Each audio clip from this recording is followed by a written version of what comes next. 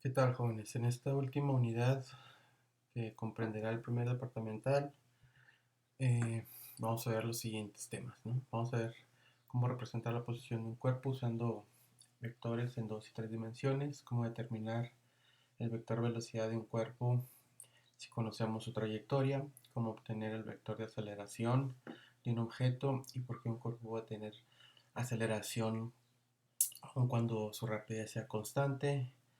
Vamos a ver también cómo interpretar las componentes de la aceleración de un cuerpo paralela y perpendicular a su trayectoria. Cómo describir una trayectoria curva que sigue un proyectil o también se lo conoce como el tiro parabólico. Y las ideas que hay detrás del movimiento de una trayectoria circular. ¿Okay? Y entonces, eh, pues primeramente veremos el vector de posición y velocidad, ¿no? Entonces supongan que si nosotros tenemos un sistema de coordenadas en tres dimensiones, eh, a las cuales llamamos x, y, z, o sea, es un plano cartesiano, y tenemos un punto P en el espacio, entonces este punto P yo lo puedo determinar o lo puedo ubicar en, en mi espacio tridimensional mediante una componente en X, una componente en Y y una componente en Z. ¿Okay? Y entonces al vector que vaya del origen a donde está el punto le vamos a llamar vector de posición. ¿Okay? Y entonces, eh, pues ese vector de posición lo representamos como viene aquí en la ecuación 38. Tengo la componente en X, en Y y en Z. ¿Okay? Entonces X sería la magnitud multiplicado por el vector unitario Y más su magnitud en Y multiplicado por el vector unitario J más la magnitud en Z multiplicado por el vector unitario en K. Entonces así es como yo puedo ubicar un punto eh, en un espacio tridimensional cartesiano. ¿Okay? Entonces, eh, si ese punto P se mueve eh, a través de una trayectoria de un punto inicial a un punto final, yo puedo calcular su velocidad. ¿Ok? Entonces, eh, imagínense que tienen esto, ¿no? Que está aquí primero, aquí medimos uh, la posición del objeto que se está moviendo y luego la vuelvo a medir más adelante acá arriba, ¿no? Entonces vamos a llamar P1 y P2 a esos puntos. Esta línea punteada sería la trayectoria de la partícula, ¿ok? Y entonces, si yo quiero calcular su velocidad media, por ejemplo, ¿no? Como lo vimos al principio del curso, yo sé que la definición de la velocidad media es la posición final menos la posición inicial dividida entre el intervalo de tiempo, ¿no? Entonces, eh, en aquella vez nosotros estábamos viendo un caso particular que era el de una partícula que se movía solamente en una de las direcciones, ¿no? Entonces, en ese caso teníamos o poníamos x2 menos x1 entre t2 menos t1, ¿no?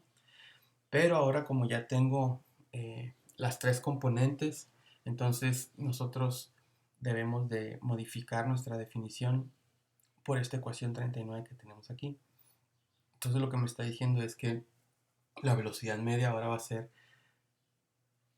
la diferencia entre el vector de posición final y el vector de posición inicial dividido entre el intervalo de tiempo. ¿Okay? Entonces aquí nada más estamos poniendo el delta R de forma explícita, ¿no? Acuérdense que para sumar o restar vectores pues es por componentes, entonces R2 vector menos R1 vector sería X2 menos X1 en dirección Y más Y2 menos Y1 en dirección J más Z2 menos Z1 en dirección K. ¿Okay? Y entonces, si esto es R1 y esto es R2, la diferencia, el delta R, pues es un vector que va de la punta de R1 a la punta de R2. ¿Okay? Y esta sería la forma de calcular la velocidad media para una partícula que se mueve en 3 dimensiones. ¿Okay? Ahora, si quiero conocer la velocidad instantánea, nosotros también anteriormente habíamos dicho que lo que hacíamos era calcular el límite de la velocidad media cuando delta t tendía a 0. Entonces, eso pues lo volvemos a aplicar, ¿no? Para sacar la velocidad instantánea, pues tomo ese límite, y si el límite existe, entonces la velocidad, el vector velocidad va a ser igual a la derivada del vector de posición r respecto del tiempo.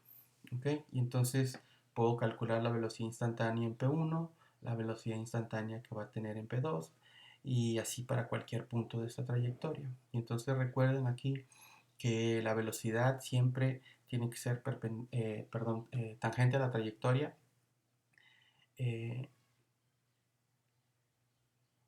Y bueno, ¿no? Así, tangente a la trayectoria. Y entonces, esa sería la forma de calcular la velocidad instantánea, ¿no? Y aquí nada más estamos remarcando, ¿no? Que en cualquier punto de la trayectoria el vector de velocidad instantánea es tangente a la trayectoria en ese punto, ¿de acuerdo? Entonces ya dependiendo del punto en el que queramos conocer la velocidad, pues calculamos su derivada respecto del tiempo y nos va a dar la velocidad en ese punto en particular. ¿Okay? Entonces es nada más, estamos generalizando lo que ya habíamos visto con anterioridad, ¿no? Entonces, si queremos escribir este vector de velocidades a través de sus componentes, entonces pues la componente en x de la velocidad es la derivada de la componente en x respecto del tiempo. La componente de la velocidad en y pues, sería la derivada de la componente en y respecto del tiempo, y lo mismo para la componente en z, ¿no? Entonces nosotros anteriormente nomás lo ejemplificamos con esta primera velocidad, ¿no? Pero si tenemos el vector completo con sus 3 componentes, entonces estas serían cada una de ellas. Y para calcular la magnitud, pues otra vez nada más agarro cada una de las componentes, las elevo al cuadrado, las sumo y le sacamos la raíz cuadrada. ¿Ok? Y bueno, para calcular la dirección que pueda tener ese vector de velocidad, pues usamos otra vez, o podemos usar otra vez esta relación, que la tangente de alfa es igual a la velocidad en y entre la velocidad en x. ¿De acuerdo? Y entonces, eso sería para la velocidad. Para la aceleración, pues es algo muy similar. Entonces, la aceleración media, pues ahora va a ser el cambio del vector de velocidad respecto del tiempo, ¿no? O sea, aquí sería b2 vector menos b1 vector entre t2 menos t1, ¿ok? Y entonces acuérdense que la aceleración media pues es un vector, ¿no? Entonces su dirección debe ser la misma que delta v. Acuérdense de eso, ¿no? O sea, por ejemplo, eh,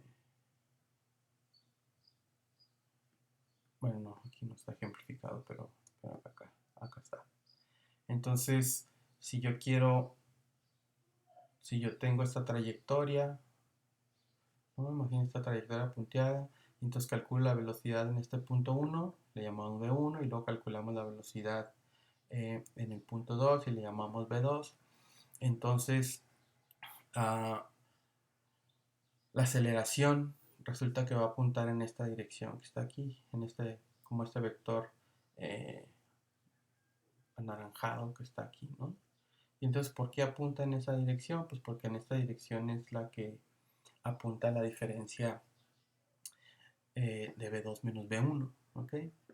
Y entonces, eso lo podemos ver más claro en esta figura, ¿no? Entonces, acuérdense que nosotros eh, dijimos que los vectores los podemos mover, ¿no? En el plano, y si no cambiamos su magnitud ni su dirección, ese vector sigue siendo el mismo. Entonces imagínense que este vector de velocidad 2 lo ponemos junto eh, con el vector de velocidad 1, ¿no? O sea que la cola del vector 2 coincida con la cola del vector 1, y nos quedaría algo como como en esta figura, ¿no? Y entonces aquí tendría B1, acá tengo B2, y entonces si calculo la diferencia, pues es un vector que va de la punta de B1 a la punta de B2, ¿no? Entonces,